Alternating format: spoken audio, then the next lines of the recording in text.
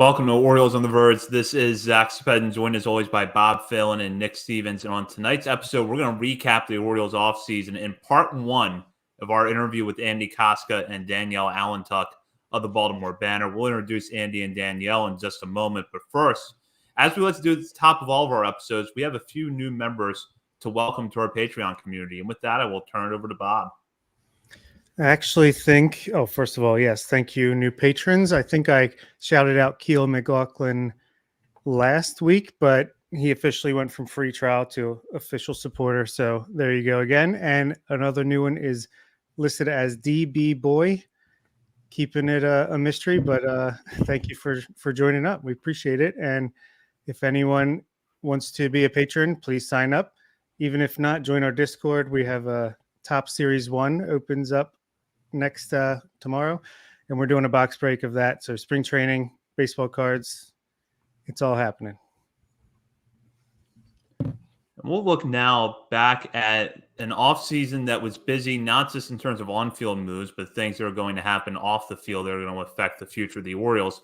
And to look at that, we're going to be joined by two of the best reporters in Birdland, Andy Kostka and Danielle Allentuck of the Baltimore Banner. Andy, Danielle, great to have you both back on. Yeah, thank you. Thanks for having us. So let's start with this question, which is that this offseason was chaotic in the sense that it started out very slow before 1 week essentially delivered an offseason's worth of news. As we gear up for spring training, what are the most pressing questions on your minds? I think first thing that comes into my mind is probably the fourth outfielder, which might not be the sexiest question on my mind, but it is, kind of an open competition between Colton Cowser, Heston Kjerstad, Ryan McKenna, Sam Hilliard. The list goes on. Kyle Stowers. I mean, the list goes on and on. Tyler Nevin. Yeah, Tyler Nevin. The list kind of goes on and on of who can be in that group. So we'll see. I mean, a lot of it's going to come down to spring training competition and whether Jorge Mateo can play in center field consistently. Mine is more on off the field stuff. It's kind of when is the sale going to be finalized and how is it going to impact the team and how soon is it going to impact this team. There's still a couple steps to go. They still have to bring it to an owner's vote. But I don't think things are going to be instant once the owner's vote has been approved. But I think that we're going to see a gradual change and there may be a lot of differences by the end of the year versus where there are now, depending on when the sale gets approved. Yeah, that is a great point. I mean, they announced 7 spring training games. How different is that going to be next year once the new ownership is completely in control? Is Masson even going to be under control of the Orioles? So yeah, so much to find out. So interesting. Yeah, please just nuke it. I don't care. So that's actually a perfect segue there to the next question we had was with this new ownership group coming in. I think a lot of fans instantly thought, spend more. You look at the list of free agents, even like Orioles are reporting to camp in like hours, and you look at the free agent team you could put together could probably compete in like the AL Central this year. I feel like still at this point, but obviously this is going to be a little bit slower process other than instant over the next couple of weeks. What are some maybe more realistic expectations I think fans can look forward to once this sale does go through? Yeah, and I do kind of want to point out here the two most recent teams to get sold, the Mets and the Orioles, took very different approaches in how they operated after new owners. I mean, the Mets went all in, spent a bunch of money, made a bunch of trades, and it completely tanked on them. And they ended up losing a ton of money and selling off a bunch of those players, essentially. And you have the Orioles, who were sold only a couple months before the Mets, and they took it very gradually. And you didn't really see them start spending money until this offseason. And I kind of feel like the Orioles may go that track. Like, I don't think we're going to see Rubenstein come in and spend a bunch of money. I think we're going to see them kind of gradually improve, especially because they have, the base right now. They don't need to go out and spend a ton of money right away when they have all these top players. So what I think we may start seeing is maybe extensions. I mean, we've started seeing Austin Hayes last week speaking openly for the first time about, wanting to stay in Baltimore. I think those are sort of smaller extensions, maybe a smaller long-term deal would be the first steps before we start seeing the bigger moves. Yeah, I mean, we saw. Yeah. Oh, go ahead, Andy. No, yeah, John Angelos is still the control person until the deal goes through. So it wasn't going to happen overnight. When the deal was announced as something that had been agreed to. And Danielle's right. I don't think it's going to overnight become a Yankees payroll. I was going to say, I think Orioles fans would be happy with the Bobby Witt type extension for one of the young guys, whether it's Adley, Gunnar, Jackson, Kobe, whoever. But yeah, I think I agree with you guys there. My question is also a little bit to do with ownership because it's kind of top of mind, but combine that with the Corbin Burns trade.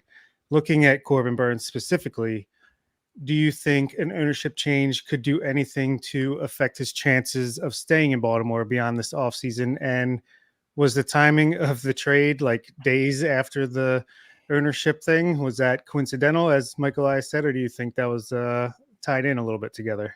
Andy? Yeah, I'll stick with what Mike Elias said. He was, very clear that it was a coincidental incident, the timing of the trade. It was a matter of, they had looked at Corbin Burns all offseason, just as they had looked at so many different pitchers, from, including basically every single 29 teams they talked to, Mike Elias said. So, I think it was more of a coincidence that it happened right after the new ownership. The new ownership came into place. But to the first part of the question of whether that helps, potentially signing Corbin Burns to a long-term deal, I still think he's probably going to test the open market. He said that when he was with Milwaukee that he was kind of looking forward to free agency in that respect. He's a Scott Boras client. They tend to test the open market. But I think, compared to what it is now, when David Rubenstein and that group comes together, you have to figure that the chances of signing a player of Corbin Burns's pedigree to a long-term deal has to be better than it currently was under the current ownership group. That latter part, of course, is conjecture on my part, but you figure it's better when you add a group of 3 billionaires heading an ownership group taking control. Danielle? He summed it up completely. I agree. The one advantage that the Orioles have now compared to other teams is they will have a head start on negotiating an extension.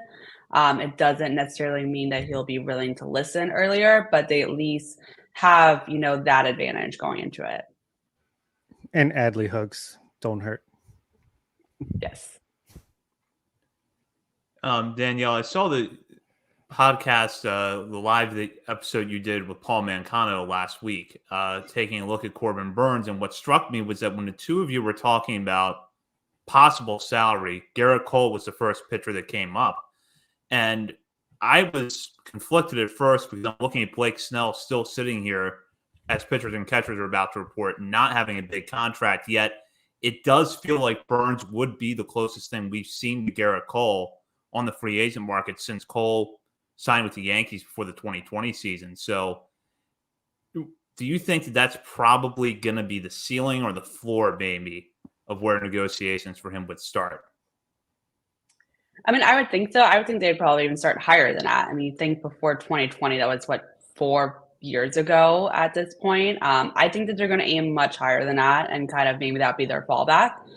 He's definitely going to be looking for a long-term deal because who isn't nowadays? And it's going to be multi-million.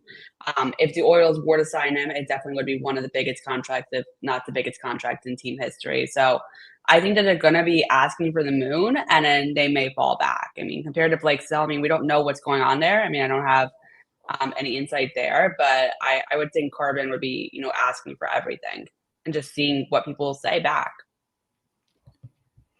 Danielle, sticking with you here and focusing on off-the-field news that almost happened but didn't this offseason. You and Hallie Miller, your colleague at the Banner, confirmed a report this week that the Wall Street Journal had reported recently that the Orioles were close to a deal with T. Rowe Price to sell naming rights to Camden Yards. It would have been T. Rowe Price Park at Camden Yards. You report in the story would have been a 10-year deal, but the abrupt announcement of the ownership change seemingly has put a halt to that. Is there any telling at this point of how the new ownership group could affect naming rights, whether it's with T. Rowe Price, another sponsor, or no one at all?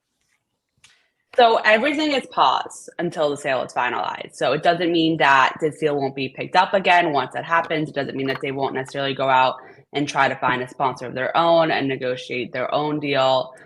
But all it means is that right now that deal has currently paused, or not necessarily fallen through. It's just not happening at the moment. Rubenstein's people have declined to comment on whether they would pursue something similar in the future. There's a reason MLB's in a rush to get the sale finalized too, I guess. So pivoting back to on-field moves here to kind of wrap up a look back at the offseason and Corbin Burns specifically, just how much better does he make this rotation? When you look at how the season ended last year for the Orioles into what they're going into this year, what kind of impact are we going to expect to see with Burns added to that starting five there? Yeah, I mean, yeah, I think he's a clear number one in the rotation. You add that with, knock on wood, everyone else is healthy. You don't necessarily know the health of the rest of the rotation as spring training continues and opening day arrives. But as on paper at the moment, what you have here is, Kyle Bradish and Grayson Rodriguez finished the year as two of the best pitchers in the game. You add them to this rotation with Corbin Burns at the head of it. Now you have this kind of like three-headed monster that you feel great about going into a postseason series. A lot of games between then and the postseason, but you still think of just the pedigree of a Corbin Burns with, even a 3.5 ERA or whatever he had last year, being a tiny bit more elevated than they had in 2022. What he was able to do midway through the season, I was reading Pitcher List, and they showed how, midway through the season, he changed his slider and took away some miles per hour, added sweep to it, about, just making it a little bit more of a sweeper, which is something that Orioles love, a sweeper. So that added a huge boost to his season, and that suddenly that pitch had like a 50% whiff rate compared to 38% earlier in the year. So, great work from Pitcher List to kind of dive into that. But those are the things that you're adding a pitcher that can do that to his game and knows how to finagle his pitches to make them their best version of themselves. But also at the same time, he might be able to add a veteran mind to the other guys in the rotation that really haven't spent that much time in major leagues, all things considered. Bradish, Grayson, Tyler Wells, Dean Kramer, they're young guys. So he's a big boost. Again, health is key, as TJ Lighton commented. You have to bank on everyone being healthy in the rotation. But if that is the case, you have to like what you see from this O's rotation, and Burns at the head of it could be quite the table setter for every 5 days. It also, to me, like if you look back at the playoffs from last year, and of course you never know what would have happened if they had Corbin last year, but you'd think he would have been their game one starter. Kyle, did okay in game one, but you would have to think that Corbin may have, with that much more experience he has in his career, may have been able to handle the pressure a little bit better. So maybe you had a better start in game one. You had Bradish game two, Grayson game three, Dean Kramer your bullpen. The whole series could have been different if you had that start in game one. And that's really what made them fall apart last year at the end. Do either of you, because I think most people kind of are looking at this roster and penciling in a rotation of Burns, Bradish, Grayson, Means, and Kramer, but do either of you think there's going to be any real competition for that final spot that might involve Kramer and Cole Irvin and Tyler Wells? We know Tyler Wells has shown that can be successful as a starter. Cole Irvin showed pretty noticeable improvements down the stretch last year, but is there going to be like a big time battle there, or do we think Irvin and Wells are more likely destined for bullpen options, at least to start the year? I think the question for me is not necessarily is there going to be a competition, it's where are they going to assign Wells. I think that, Wells is probably a stronger pitcher than Kramer, but the question for me is he a strong enough pitcher to last the whole season while Kramer has proved that he can do that? So I think that to me is more where the Orioles going to place him and how early in spring training are they going to make that decision.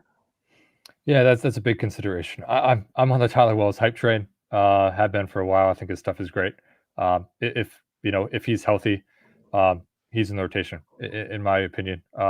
Of course, I don't make decisions. Mike Elias does. So we'll see about that. But I do think the first half of Tyler Wells' season was phenomenal, and even when he came back in the bullpen was also phenomenal. So whichever position he lands in, whether they decide, as Danielle points out, if they could decide earlier in spring to say, hey, Tyler, you're going to be a phenomenal 7th inning, 8th inning guy, whatever it is, setup guy, that can work. But I do think his stuff is too good, and that first half of the season was too good to not really consider him for the 5th starter position. Plus, I mean, we're banking on John Means being fully healthy. All indications are that he's fully healthy, but things pop up. Maybe he's not as stretched out as he'd like to be. Who knows? We'll see in spring. I think everyone has penciled in the rotation that you mentioned of Burns, Bradish, Grayson, John Means, and Dean Kramer. But I wouldn't be so sure of that rotation, especially the back end of it. John Means probably is in it, but with that 5th spot, I mean, Dean Kramer could be a long guy too. You could have, as you said, Cole Irvin was really improved the latter half of the season as a relief pitcher. So who knows exactly what his offseason, what kind of strides he might have taken. But Tyler Wells, I think, sees himself as a starter, although is 100% willing to be a reliever if they need him to be. So I think it'll be an open competition for at least the first month or so. But that's another big consideration heading into spring. I'm also not discounting them pulling out a 6-man rotation at times. Yeah. Because that did show to really help the health of their pitchers in the second half. And, they have the options to do it now. That's a good point. I wonder if they could design Tyler Wells to be a starter in the first half and a reliever in the second half and make it a little bit of a smoother transition if they expect him to, tire out a little bit in the second half. But I had a follow-up to this. Corbin Burns again, is even if he's only here for 1 year, what kind of impact do you think he could make to the young pitchers that'll be sticking around? I know Bradish and Kramer specifically have modeled their game after Corbin Burns. They've said that in the past. And Grayson, another potential ace, maybe could they learn a pitch grip or just, how to prepare themselves the right way? What do you think about that? Yeah, I agree. Just with Bradish there, we saw him. He shifted. He stood more on the third base side of the rubber, I think it was. Instead of the first base side because he watched Corbin Burns do it. And that helped him immensely in 2022. So they will pick it up watching a guy like that every 5th day, even if they never speak to him, which they will speak to him. They'll speak to him a lot and pick his brain. But even if they never spoke to him and they watched him 5 times a week, 5 times a week, that'd be a lot. Every 5th day. They will pick up a lot. So I think, a huge benefit. You saw what Jordan Lyles and Kyle Gibson did for this rotation. And nothing against them. They're great pitchers, phenomenal mentors. But a pitcher of Burns's caliber could, even bring more. I also think, really stood out to me. Corbin was just doing a Zoom. Obviously, reporters, it wasn't the same as getting to know him in a clubhouse like we will soon. But he did make it a point to say that, he's at the point in his career where he really does want to help give back. So I think he's going to lean into that and really be a mentor to these younger guys. Very cool. All right. Let's see. I wrote this question myself. Were the Orioles smart to jump the market on relievers at the winter meetings by signing Craig Kimbrell before free agency basically fell asleep? And while he's not Felix Bautista, because who is, how do you see him doing this year, stepping into the closer's role? To answer the first part of the question, I don't know how much the Orioles care about this, but I think that it at least alleviated some of the pressure to make a major move, knowing that they had done something early on. Nobody knew how slow this free agent market would have been this year. Elias even said that he's not even quite sure why it is, and it's a lot of speculation that maybe it's because, the industry of RSNs right now, not a lot of people knew if they could rely on that money. That hasn't quite been proven yet either, but I think it at least just got something on their to-do list out of the way, and they could, move on to focus to trying to get a starter. Yeah, they definitely, they checked off something big, pretty immediately, which helped with focusing on a starting pitcher. Bob, what was the latter half of that question, if you don't mind? How do you think he's going to do, Craig Kimbrell? I know Philadelphia fans will say, "Oh, terrible signing," but do you think he can hold down the closer's role and allow some other guys to, like Dylan Tate, Danny Coulombe, and Yunier Cano and all them, to just handle the more high leverage stuff? Yeah, I mean, it'll be really interesting.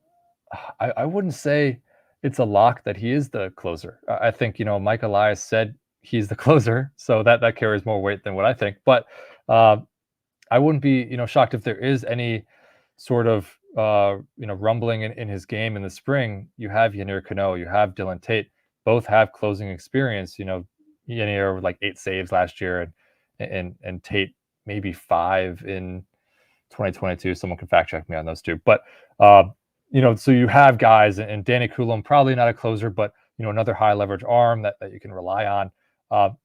So I don't know if the pressure is necessarily there that you have to run Craig Kimbrell out for every last inning. That's his expectation, I'm sure. He's a future Hall of Famer, probably. Has 417 saves in his career, and has proven that he has the makeup for that kind of role in a pitching staff. But yeah, I mean, if he kind of continues what he did in the postseason, which was fresh on Philly fans' minds, of I think it was 4 runs in 2 games, and a blown save, in there. So, was a difficult postseason for him, but the rest of the season pitched well. Still saved a bunch of games. He's still a very high quality pitcher, at a reasonable rate. 13 million guaranteed if the O's 12 million in 2024 plus a 1 million buyout in 2025 if they don't pick up a club option. So reasonable rate, and probably the closer will probably be just fine. No Felix Bautista, nobody is, but I think he just gives the Orioles another late inning option beyond a Dylan Tate and a Yunier Cano that you can mix and match in those big game positions. I don't necessarily think he has to be 100% of the time a closer, but definitely is a good arm. Andy, I'm going to disagree with you because this is the Orioles we're talking about, and they spent $13 million on him. They're not going to just have him be a regular reliever. He's going to be their closer as much as possible, as many nights as they can get out of him. I mean, they didn't just pay that much money for him to pitch every couple of days when needed. I mean, to me, he's their closer until they absolutely give him a reason why he's not. Danielle, this is the Rubenstein Orioles now. You can't just assume Not yet. that. No, it's still the Angelos Orioles until MLB votes otherwise. Fair enough. Do either of you think we could see another move, even if it's a small move, between now and opening day? Or do you think that the 26-man roster is going to come from the group of players that the Orioles are carrying into Sarasota? I think we see them pick up a reliever or two along the way. I mean, they picked up Danny Coulombe like 2 nights before opening day or something like that last year. I wasn't here, so don't quite remember the timing of that one exactly. But I think that there will be some kind of Ryer low ball trade that will happen later on in spring training, especially as they kind of evaluate where the bullpen is at. And don't just kind of like, they could make a trade early in season. They could do more Ryer pickups early in season. Elias has proven as something that is very willing to do. So I would not be surprised if another player or two is added. I see the comment for a trade for DJ Stewart was hilarious, but no, I think Daniel's correct. Mike Elias loves a waiver wire pickup, or and this pitching coaching staff. I know it's a little bit new of a pitching coach, and bullpen coach has been shuffled around a little bit, but they have a track record, the O's, of kind of reclamation projects. So I'd imagine, pick up some reliever, give him an opportunity, and who knows, maybe you find another Yunier Cano. Were either of you shocked to see, going back to Corbin Burns thing as we kind of wrap up part 1 here, but were either of you shocked that the trade for the starter, maybe just shocked initially that there was a trade for a starter, but that this specific trade was for what's likely going to be a rental in Corbin Burnes and not a bigger deal for maybe someone that has more controllable, like a Dylan Cease. So it seems like the White Sox not quite sure what they seem to be doing, planning for over there. But any surprise there that wasn't for a Cease-like arm instead with the extra years of control? So my surprise, sorry, Andy. No, you got it. My surprise is really random with the trade. I was surprised he traded a draft pick. Not that he traded for Corbin Burnes for a year, not that he got rid of DL Hall. It's that he was willing to part with a beloved draft pick. And obviously they can get one back later on by offering him a contract later. But that part really shocked me that he was willing to part with that. Maybe they bank on Jackson Holiday winning Rookie of the Year and they get a draft pick that way. I don't know, but yeah, I mean that's a good point. The draft pick, Mike Elias has proven that you can really those competitive, I guess whatever those are called, like the 34th pick of the draft. Those can reap huge rewards, and Gunnar was in that territory. So I was not really surprised at all that they traded for a starter. I mean, that was their number one goal. Figured it would happen one way or another. I didn't know if they were going to go for a lower level starter, some guy a little, a tier below a Corbin Burnes or a Dylan Cease, just for a lesser price. But honestly, the price for Corbin Burnes was reasonable. If you think about it, they didn't have to give up, the top 5 prospects or whatever it is on the Baseball America rankings. Joey Ortiz, bright future ahead of him.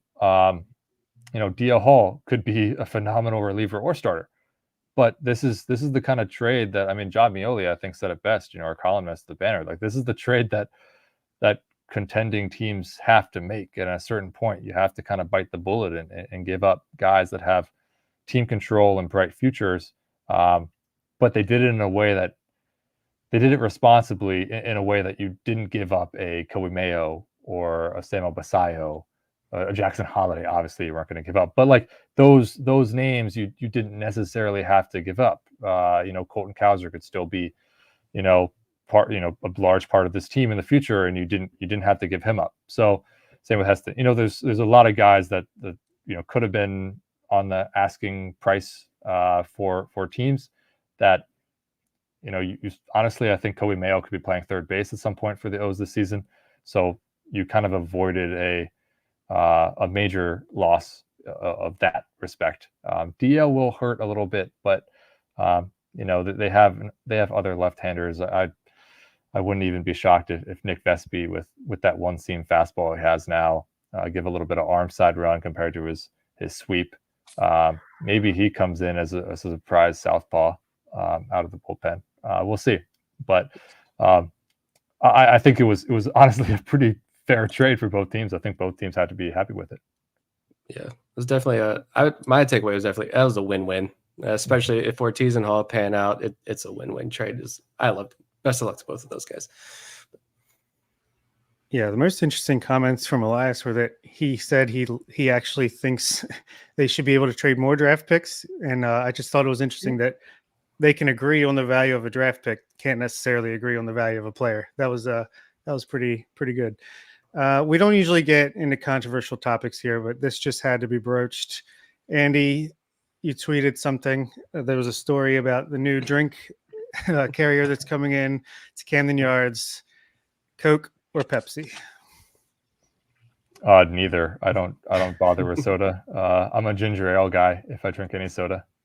So I'm going straight to the middle. The coldest take I've ever heard in my life. Danielle? Definitely Coke. Diet Coke specifically. Diet Dr. Pepper if they have it. A little inside baseball for you guys. The Rangers Stadium, best stadium soda machine. Okay. These are the things I would not be able to tell you. Yeah, I've never tried the soda machine at Ranger Stadium. So they have Diet Dr. Pepper with flavors in it. It's a wonderful time. It's a little thing. Pretty awesome. I will fly down to go watch a game there to get the flavored Dr. Pepper. So I'm sold. We'll wrap this part up here with this, which is, was there a move that you expected or thought that the Orioles should have made this offseason that they didn't? So this is exactly what I thought they were going to do. That they were going to sign a closer and they were going to trade for a pitcher.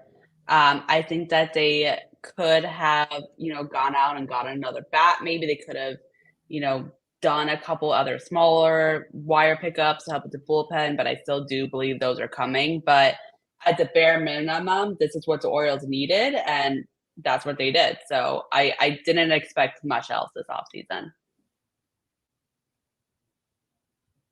Yeah, I mean, I kind of agree. They didn't need to overhaul, using favorite phrases of Michael Elias. They needed to augment the roster, not overhaul it. That's what they did. They replaced the best way they could Felix Bautista, and then added a frontline starter. So check both boxes, and kind of move on from there, and think that your players will either meet what they did in 2023 or surpass those levels. Westberg might be even better than he was in 23, and then you just have to hope Gunnar Henderson does the same thing he did in 23, except for the slow start, but basically the same thing. And you should be in a pretty good shape by the end of it. We'll take a deeper dive into that in part 2 of our interview with Andy and Danielle, which will be available later this week for those of you who are listening to this on our podcast feed. If you're watching live, just stay on the stream because we're going to continue our conversation in just a moment. Orioles on the Verge is part of the Bleed Podcast Network. You can find us on Facebook, Threads, Instagram, X, TikTok, and at Substack at oriolesontheverge.substack.com. For Bob Phelan and Nick Stevens, this is Zach Spedden. You've been listening to Orioles on the Verge. Welcome to Orioles on the Verge. This is Zach Spedden, joined as always by Bob Phelan and Nick Stevens. And we are going to get into part 2 of our interview with Danielle Allentuck and Andy Kostka of the Baltimore Banner. Andy and Danielle joined us earlier this week to discuss the Orioles offseason, some of the news that affects the franchise on the field and off the field going forward. This episode is going to focus strictly on the stuff that's going to take place on the field, including some of the big battles in camp this spring. And I'll just dive in with what I think is the biggest question concerning the Orioles roster right now, which is, what are Jackson Holliday's chances of making the opening day roster? So I think differently than most people. I think he is on this team by the All-Star break. I think he's even there by June. I think that they probably will send him down to AAA for a little bit, whether it's a couple weeks, whether it's a month and a half. I think that he had very minimal experience there, and maybe he doesn't need more. Maybe the team sees that he's ready, but I think that he'll pop up later in the season, and we'll see like a Mateo or Ramon make this roster out of spring training in his place. That is the prudent answer. It's probably the correct answer. I think he's making this team out of opening day. I think he's starting at second base. Why not? He's an unusual talent. Why not have an unusual path to the majors? He's next. This kid is next level. It just talk to him, and it doesn't seem like a 20-year-old. He plays the game at a very high level. I know Danielle has talked to people that saw him when he was a kid, and she knows that, like he's been in a clubhouse for eons. So I do think Jackson is part of this team at opening day. Maybe that's not going to happen. It could be better for his development if he has another 100 at bats or whatever, maybe probably less, but at AAA. But I think you kind of throw him in the water and see what happens, and give him starts at the major league level, and hope that he might bat ninth, and maybe he's not going to hit all that well, but I don't think his confidence is necessarily going to be rattled. If anything, if he struggles, I think it'll just it'll light a fire in him to be even better. You worry sometimes about think of Colton Cowser coming up and struggling, and you kind of worry about like, oh, is it going to affect him? I think the offseason was great for Colton, and he's going to figure it out in 2024. But for Jackson, I don't think a starting 100 at the major league level is necessarily going to affect him, especially with how good the team is around him. I don't know necessarily if you're that worried about the drop off of a Jorge Mateo batting instead of a Holiday. I mean, at best, Jorge Mateo is probably hitting 220. So is it really worth that that difference there? Maybe. That's why I talk about the team and don't manage the team. But I think it would be pretty amazing to see him make the team, and I think he has a pretty good chance to. It's funny, right? 3-4 years ago, before the newest agreement between the owners and the Players Association, no doubt he's not starting the year on the opening day roster because you're going to gain that extra year of control.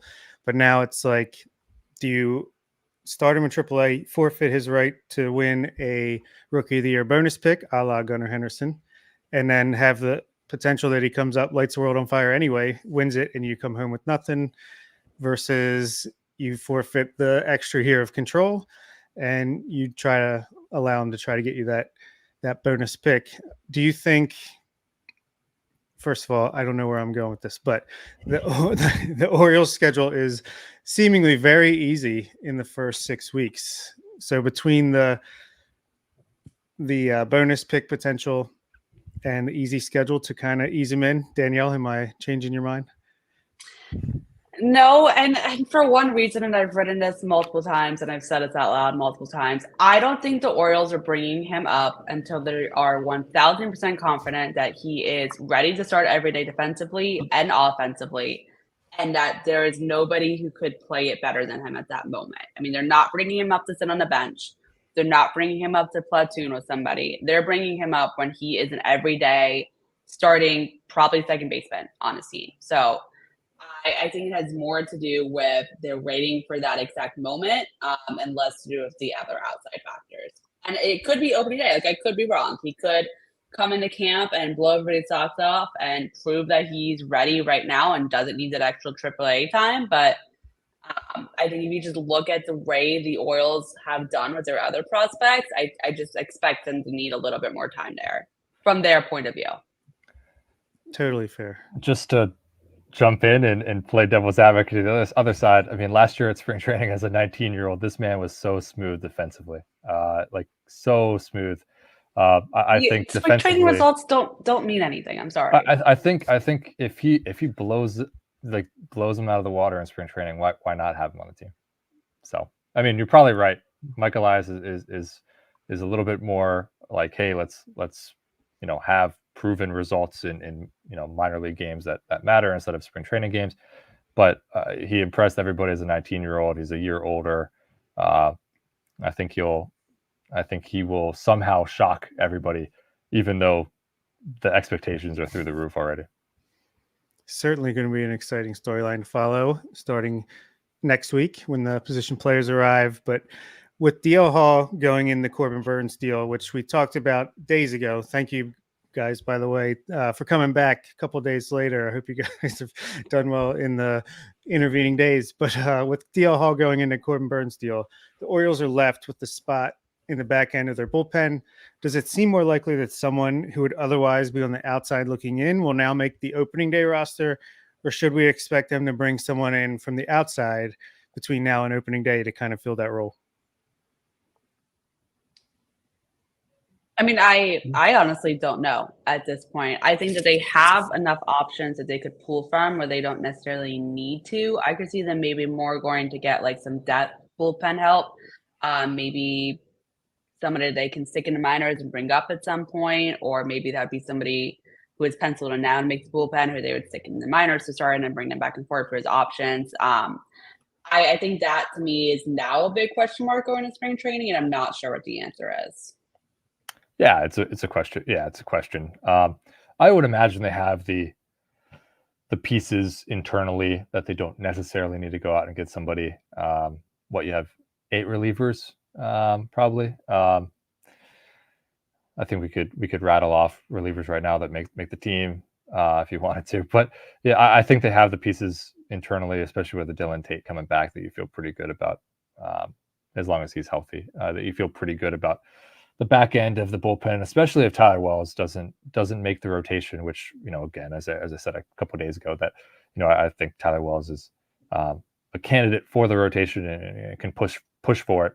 But if he doesn't, if he makes the bullpen, that's another late inning arm that you feel really confident in. So they have the options, but I'm sure if a guy pops up for a reasonable price, a trade, cash consideration trade, whatever it might be, Michael Elias would jump at it and make sure that he does his due diligence there. I mean, we saw it with Danny Coulomb, work to perfection.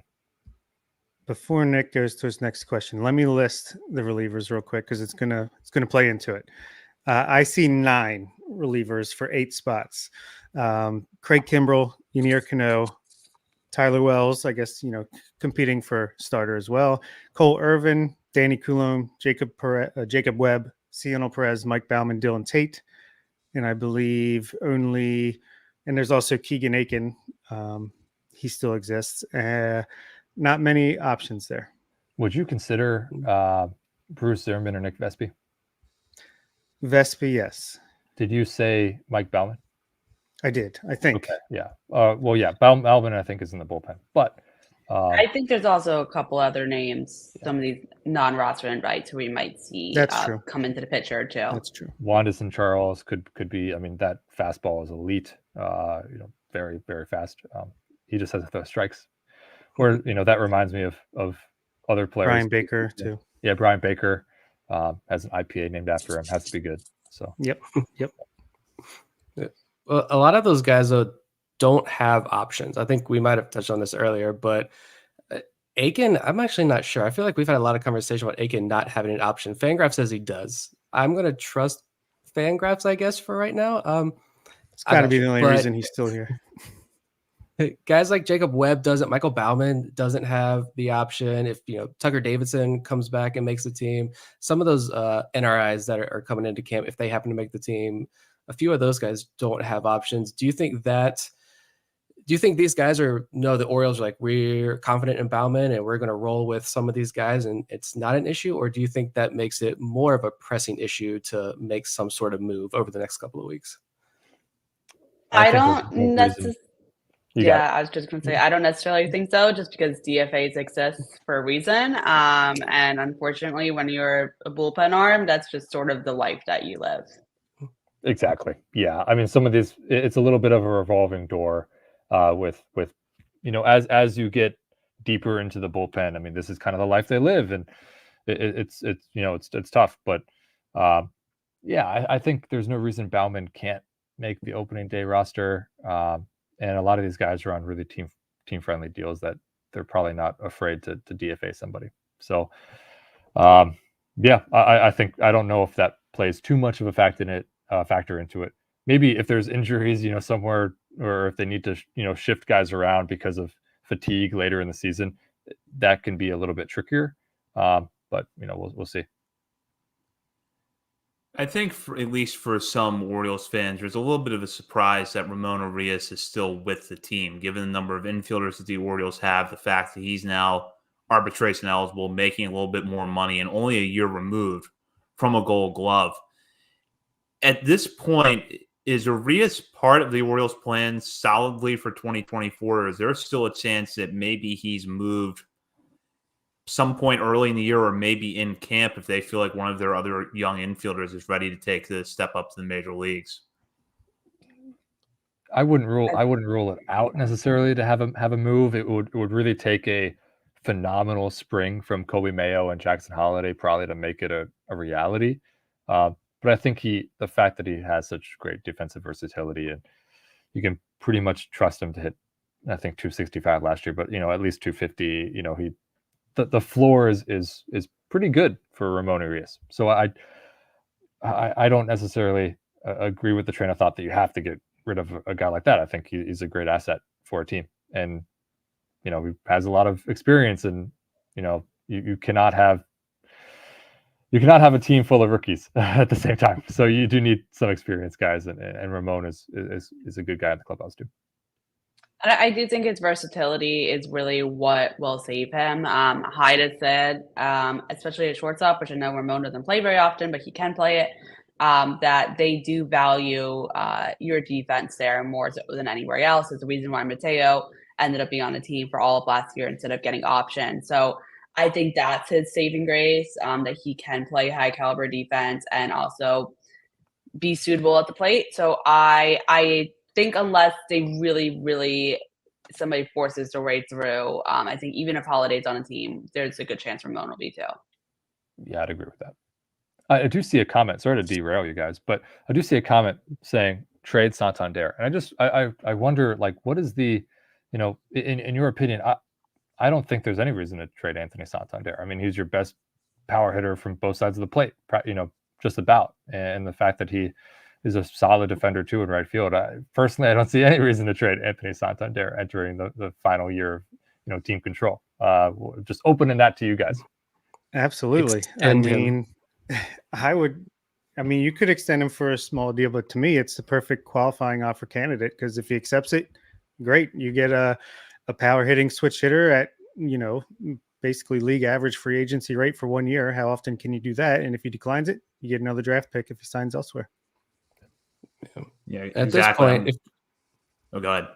If you were going to trade him, like, you would have traded him last year. Now you're trading a rental. Like, his value is going to be pretty low, and like it's World Series or bust now. I feel like for the Orioles. So I've become we waited so long. I don't know how many. It was like 6 years, 5-6 years. He was on this roster, and finagling the Rule 5 roster requirements, the injuries, and the COVID year, and it was just, you saw flashes, and then now the last 2 years, the man's exploded, and I love having that bat in the middle of this lineup. Oh yeah. All right, you ask the questions now. You guys ask. Danielle, that was good. Well, you need to practice. We're a little rusty from the off season, We have to get back in the groove of asking questions. Spring training for everybody. Mm-hmm. If Jorge Mateo, the other infielder everyone wants to get rid of, shows he can play a capable center field to become more of a super utility player, how valuable would that be to the Orioles as far as managing the bench? It would be huge. Yeah, I mean, it would open them up to feel comfortable with Heston Kjerstad and Colton Cowser on the roster as well. I mean, it would really allow them to have a capable center fielder, to have just incredible range speed wise. But we did see last year had the tendency he could make the incredible and then also make the incredible blunder. So we did see both in center field in the brief experience that he did have. But yeah, if he could prove to be a replacement level center fielder when Cedric needs the off, the irregular off day, it basically guarantees him a roster spot, in my opinion, and then also frees up the rest of this Orioles bench to add some more power and probably corner outfield potential. Colton can play center a little bit too, but and Austin Hayes as well. So it's not like dire straits here, but I do think it helps so much. I think if we see that, if that is one of the outcomes of spring training, then I think Heston Kjerstad makes this team over Colton Cowser, because Colton Cowser is the better defensive outfielder, and Heston, at least last year, was not quite trusted in the field yet. I'm intrigued to see what defensive improvements he's made in the offseason and during spring training. But I think that Heston's bat has a bigger upside than Colton's at this point in his career. And that would mean Heston would make the team and Colton would go back to AAA.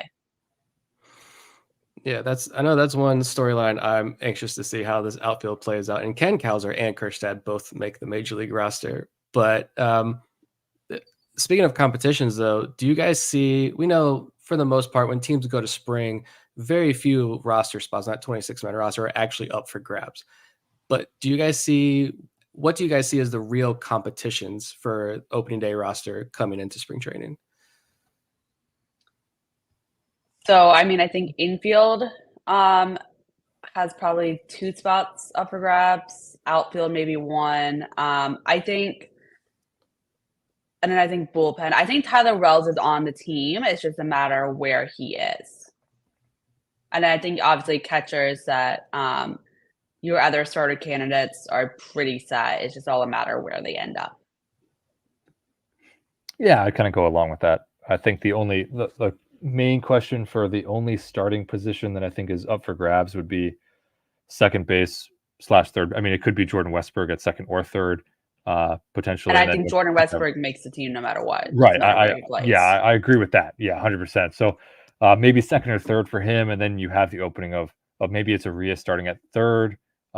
Maybe it's Jackson Holiday starting at second with Westberg at third, Gunnar at third, and Mateo at shortstop. I mean, you could have different configurations here, but I kind of feel like the guys at least are set with Holiday as a big question mark, whether he, is included in that mix. Then the outfield, the starting three outfielders, then it just kind of comes down to whether you have a fourth, even a fifth. I mean, you could technically have a fifth outfielder too if you feel like it, but yeah, it's mostly backups at this point, and back end bullpen guys.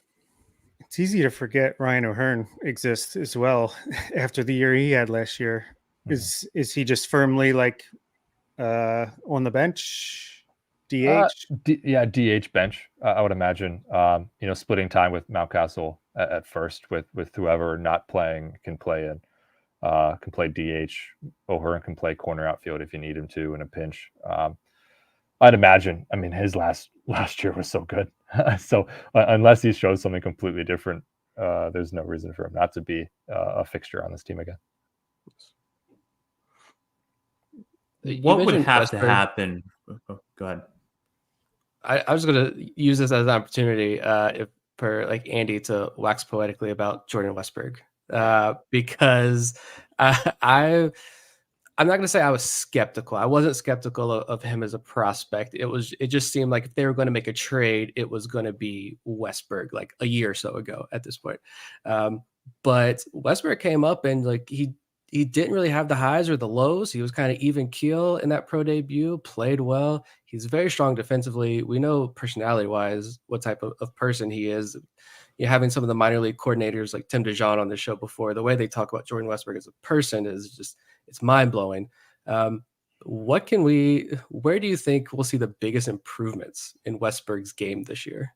It has to be power, just because of how low the power was in 65 games or whatever he played. 3 home runs, OPS of like maybe 714 or around there. But at least I think it was.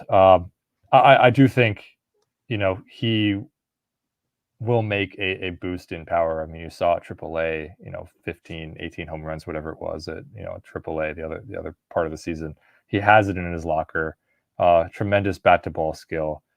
His average exit velocity of 90.2 last year was good. I mean, like that's a above average exit, average exit velocity, and you have to like that. Not a huge amount of swing and miss. Walked at a decent rate. I think he's going to be a long time major league player. Maybe not a super standout. Maybe he makes a couple all-star teams would be great for him. But I don't think he's going to be Gunnar Henderson level. But I think he is a very capable big leaguer who deserves a starting place for quite a long time. I think he did too much well last year to really consider too much of a step back. And I think the thing that he can improve on, and he knows he can improve on, is power, because he did it in the minor leagues. Did it at Mississippi State. It's of course way more difficult to do it as a right-handed hitter at Camden Yards. So I do not expect huge power numbers or anything like that, but maybe some more extra base hits into that huge left field corner over there. I've always said he's like the infield version of Austin Hayes. I kind of stand by that. Yeah. No, that's an apt. Yeah. And if he is, I mean, it's a great person to be. Who wouldn't want to be an Austin Hayes caliber player? Hopefully he stays healthier.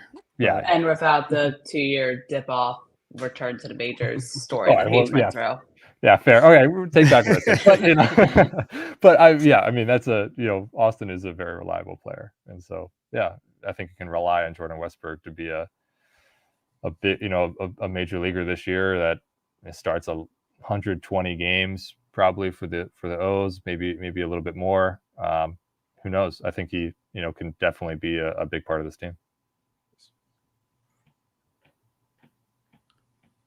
We've talked a lot about how crowded this infield mix is coming into camp. And while at least on paper, it kind of looks like a long shot for either of these guys to make the opening day roster, is there any chance that Connor Norby or Kobe Mayo pull off a surprise and end up on the opening day roster? I would say Kobe Mayo probably over Nerby. I think it'd be really hard for him to make the opening day roster. I don't think that it's out of the question. I just think with how much depth they have in his infield, um, I think he would probably need an injury at this point, or just like an amazing, spectacular spring training where they give him, he gives him absolutely no reason to say no to him. But I do think we'll see him this year. I think we'll see him, midway through. He'll be a call up maybe June, July. But I think it's going to be really challenging for both of them to make it out of camp. Yeah, I think it'll be more of a long shot for Connor Norby, even though he had 293 in AAA, a full season in AAA, some around there. So definitely a phenomenal year last year. I just think his path might be more difficult without being able to play as many positions. Can play in the corner outfield too, but second base primarily. Kobe Mayo can play third, really, very well.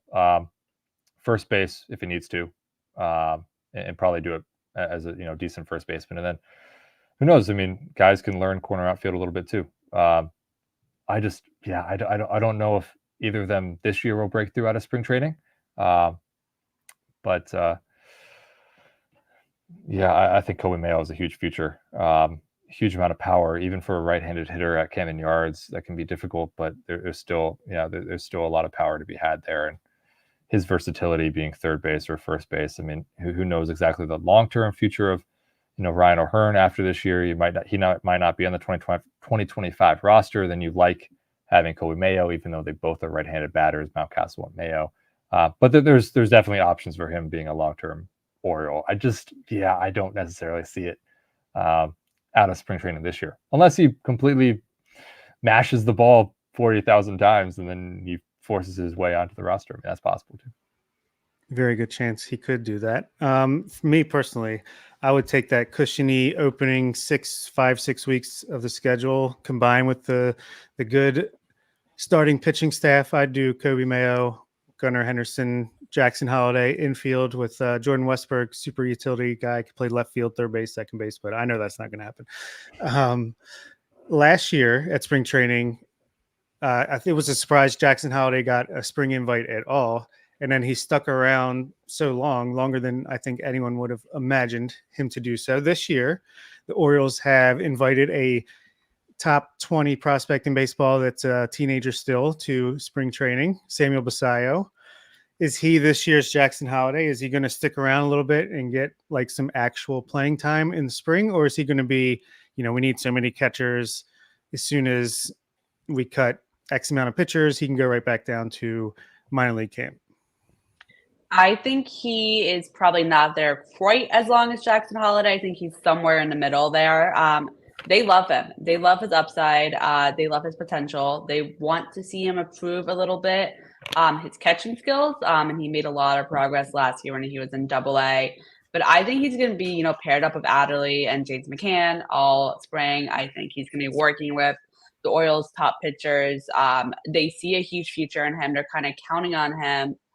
James McCann has 1 year left on his deal. I think they're kind of counting on Samuel Basayo being ready when James McCann is gone to kind of take over as either the backup catcher or some other role for 2025. And I think this spring is kind of when they're going to be testing out where his abilities are, and they can really count on that.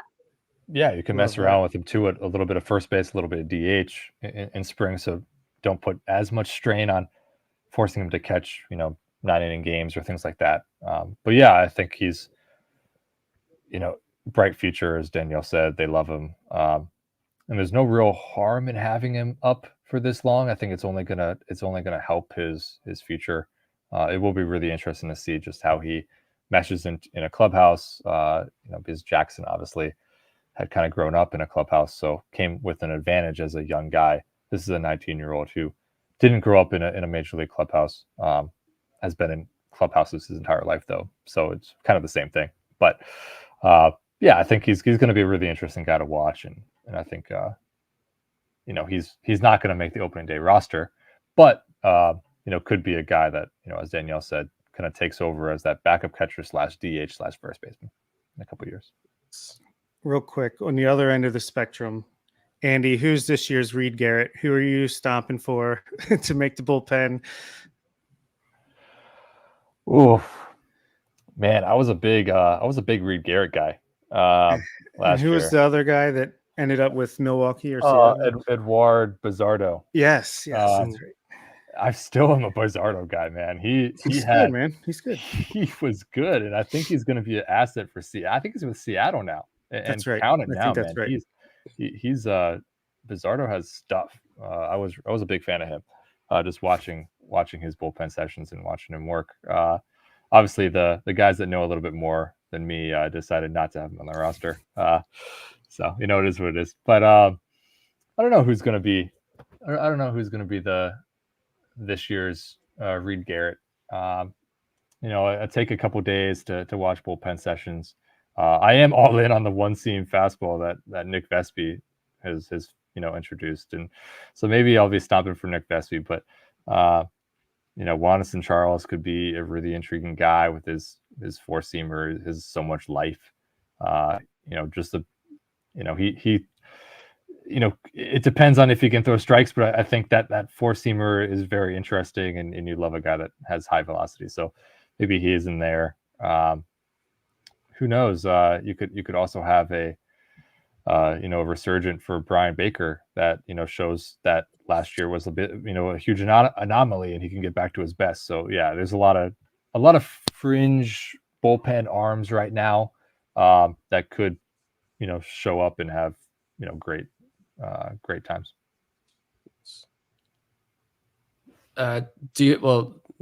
Comment there, thoughts on Ronald Guzman. I guess that could kind of lead to Danielle, if looking at the NRI list, or maybe some under the radar names, is there anybody that stands out to you as intriguing that you're anxious to get eyes on this spring and talk to this spring? I mean, Andy's brought him up a couple times, but I'm really interested in talking with Charles this year. He has kind of been an under the wire guy. To me, he could be kind of the next Cano, kind of the guy who comes out of nowhere and has a standout year if they can just kind of get him under control a little bit. I personally, this is my first spring training with Orioles. I've been in Colorado for a couple of years. So I'm really excited to see these prospects in person because most of them I've never met. I've never watched play. And then I also think I've kind of, I've heard so much about them from talking to coaching staff and other people in the organization. But I'm really intrigued to see what they look like in person and the improvements that they've made from last year. And Ronald Guzman, just to quick jump on that comment, a very fascinating guy. Former first baseman, now throws 98 plus. Why not? Maybe he can hit some dingers too and become the next Shohei Ohtani. Interesting character. Was worth a minor league deal with an invite to spring, I guess it was, and why not? He could he could be one of those fringe guys that really impresses in spring. It'll be interesting to watch. Some pitching prospects, sorry Nick, that are invited to spring this year: Chase McDermott, Cade Povich, Justin Armbruster. Do you think any of them have a chance to, if not make the team, at least impress enough where it's like, okay, we need an arm? These guys showed out in spring, they're doing well, and give them a chance. Well, I know Justin Armbruster's has a lot of support on this show. Not just an org guy. I think the likelier path is that, especially Chase McDermott, that we may see him get a look as reliever this season. Maybe not as a starter unless something haywire happens and they really need another arm up there. He was invited to Berlin Caravan, which means that he is higher on their radar and that they are interested in his future and that they see him as part of their future. So I wouldn't be surprised if he particularly gets a look as a reliever, maybe even a long reliever this year, just to sort of get him that experience up in the majors before they have a spot for him as a starter. I just had one more quick question before we wrap up. We had some patrons that wanted to ask some quick questions as well. But Adley, just out of personal curiosity, only 18 players in baseball had more plate appearances than Adley did last year. And I think if you look at just catchers, only 2 had more than 600 plate appearances, and third on the list is 100 something fewer than Adley.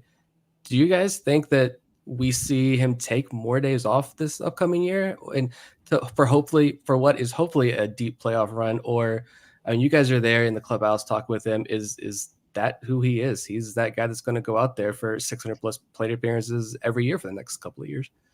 Look, Adelaide sees DHing as a day off. So I wanted, I mean, the number may go down a little bit, but I wouldn't be surprised if it stays the same. Cool. Love it. All right. So to wrap up, we had Tony. Where'd he go? Tony in the Patreon group. Shout out, Tony. He wanted to ask you both, what are some under the radar storylines to watch this spring? We might have touched on this a little bit, but any other storylines that we didn't touch on that you are personally interested in following up on as players start arriving here in the next couple of days?